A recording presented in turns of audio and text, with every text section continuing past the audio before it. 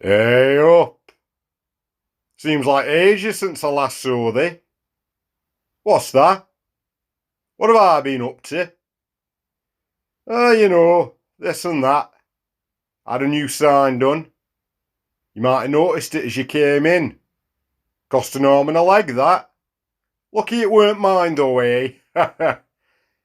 Anyway, enough about me. How about your good self? Oh, house hunting, is it? Stressful work, that. So you're downsizing or upscaling? All right. Something with a bit more space. Bit more room to stretch your weary legs, eh? So where you been looking? Somewhere close to town? Or you after something a bit more out of the way? Ah, fair dues. Always good to have your amenities close by. I'd be lost if Morrison's weren't in pissing distance. So you had much luck finding out? Ah, nice 3-bed in Angel's Mill. Right. Here, hold on. Angel's Mill? Oh, dearie me. What? No, nothing. It's nothing. Sure it'll be fine. Here, let me pour thee a pint. How special? Nice to see some things don't change.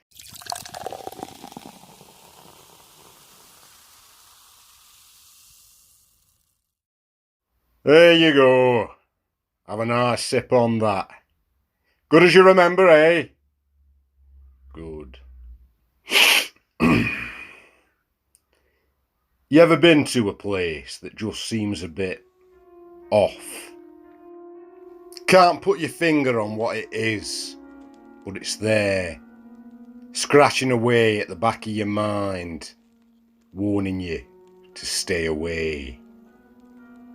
Ah, you know. Got it during your viewing, didn't you?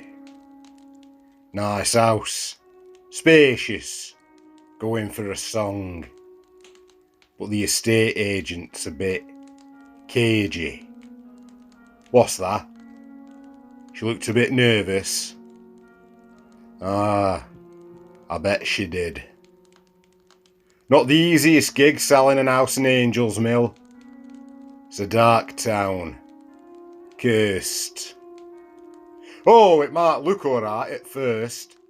Cheap homes, quiet streets. Both town and country, not but a bus ride away. But look a bit deeper. You'll soon find the rot. Boarded up shops. Husks of businesses doomed to fail. A kiddies' park falling to ruin. For Angel's Mill is where innocence goes to die. And the further in you go, the more it grabs hold. The tendrils of past catastrophes oozing through the cracks of graffiti-stained walls, pulling you into an embrace you'll never be free of. For that town has a way of leaving its mark on folk. Don't matter where you came from, where you were going, it'll twist you beyond recognition, till naught but a shadow remains. You see, local custom has it that something terrible happened there. Something that left a scar, a psychic trauma that has echoed down through the centuries.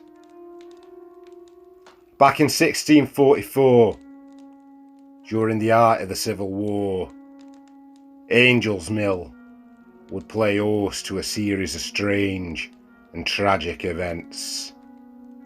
Of course, back then it went by the name of Pierre's Cross, on account of there being 2 large Saxon crosses located in the village square.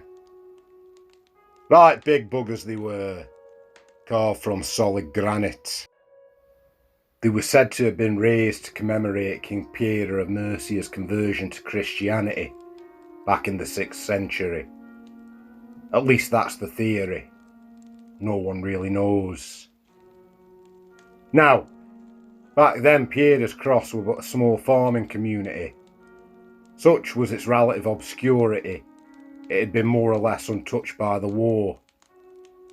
Life went on as it had for generations, simply and without interruption. The scythe reaped and the mill wheel turned. Ah, the old mill.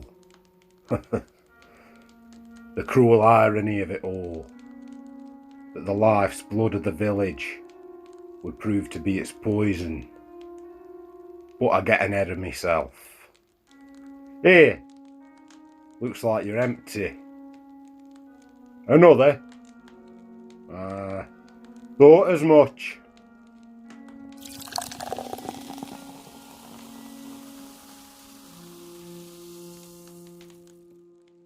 There you go. Now, where was I? Ah yes, the mill. The mill belonged to 2 sisters, being left to them by the dad, who had died the previous winter. Nell, the younger sister, a rather shrewd and canny lass, saw to the day-to-day running of the mill. You know, seeing to the production of flour, the weight and measure, that kind of thing. The older sister, Meg, well, she had a somewhat mixed reputation. For it were well known that she were a cunning woman, blessed with the gift of foresight. Her gift, it was said, came from a special kind of flour that when consumed gave her visions. More specifically, visions of the archangel Uriel.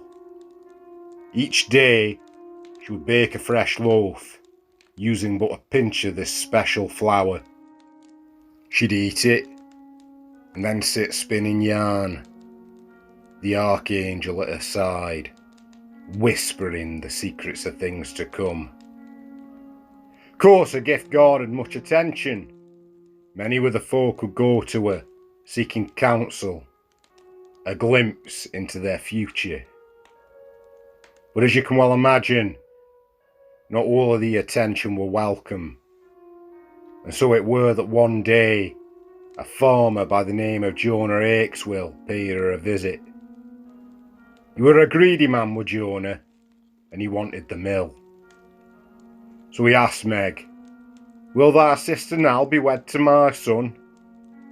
Meg span the wheel, the angel's voice loud in her ear. Meg looked the farmer hard in the eye.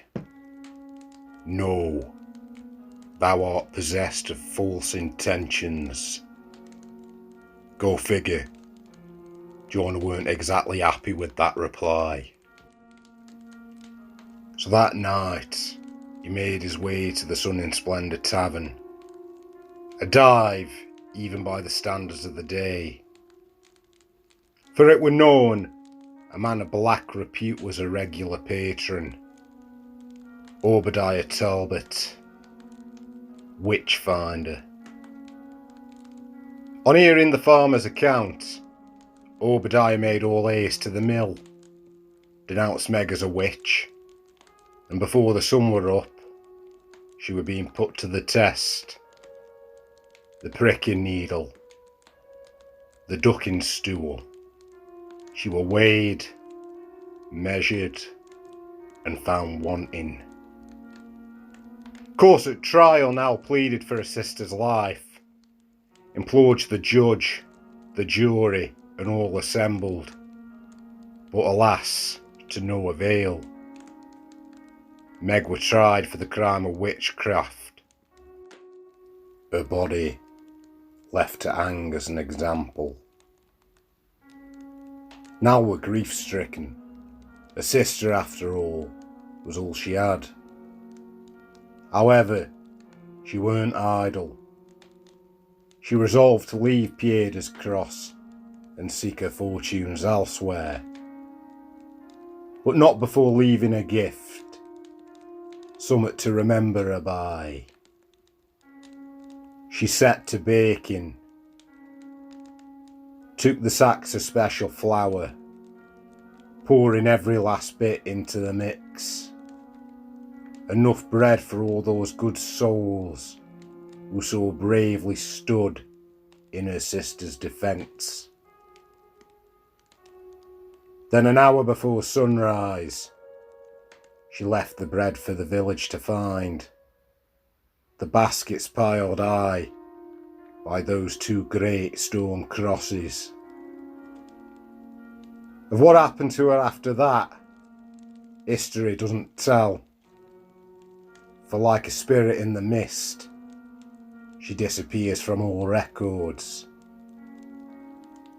However, what became of Pepys' cross, well, that we have some inkling of. All thanks to the most renowned of diarists, Samuel Pepys. Now, you won't find this account in his diary. Seems he decided to omit it. For what reason, one can only wonder. Here, I've got the manuscript somewhere. Mate of mine at the uni did me a copy off. It's only recently been discovered. Hold on. Here we go. May 29th, 1669. I fear my eyesight fails me. Such is the price of this work, by which long nights in the company of parchment, quill, and candle hath taken their toll. I resolve to conclude this diary in due course. However, I feel I must commit to writing the strange and woeful fate of Pepys' cross. In 1666, I chanced upon a meeting with a former captain of horse, a Master Josiah Wallington. We spoke at length of his service in the army of Sir Thomas Fairfax, of his participation in engagements against the Crown, of which he spoke matter-of-factly. But it was his recollection of an encounter prior to the Battle of Nantwich that has remained ever lodged in my memory. Under orders to requisition supplies for the parliamentary cause, Josiah had been sent forth to the village of Pepys' Cross, whereupon he was met by an oppressive silence. Being possessed of a diligent and inquisitive nature, the good captain set to the discovery of that which had befallen the village. It soon became apparent that some great calamity had occurred, for all that dwelled there in that cursed place had been stricken by some terminal madness. By some miracle of chance, the Honourable Master Wallington came upon one whom the dire affliction had saw fit to spare. At least, that was how it first appeared. For upon approaching the poor wretch, the captain recalled the man looked straight at him. His eyes had been plucked clean from his skull. Seeing the man was in dire need, Master Wallington took the man to the camp at Nantwich, where he was treated by the parliamentary physicians. When questioned about what species of malady had afflicted Pepys' cross, he could speak only of his own experience. He recalled waking to find baskets of fresh baked bread left in the village square. He had taken one of the loaves for himself and set about consuming it, whereupon he felt a sudden and palpable disquiet, finding himself no longer in his place of dwelling, but stood within the decaying ruins of an old church. It was at that moment a figure began to manifest before him. An angel, bright and terrible, its voice that of thunder, its eyes balefire.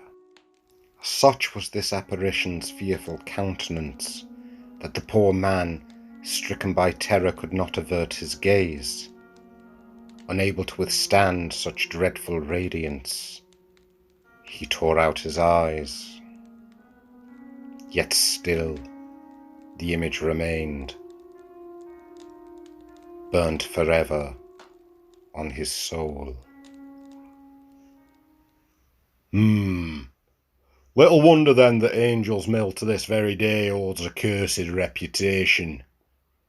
My advice would be to seek lodgings elsewhere. So you having another? No. Oh well, never mind. Good luck with the house hunting. Sure you'll find something nice soon. If you need out in the meantime, you know where I am. Just ring that there bell. Have a good 'un. I'll be seeing you.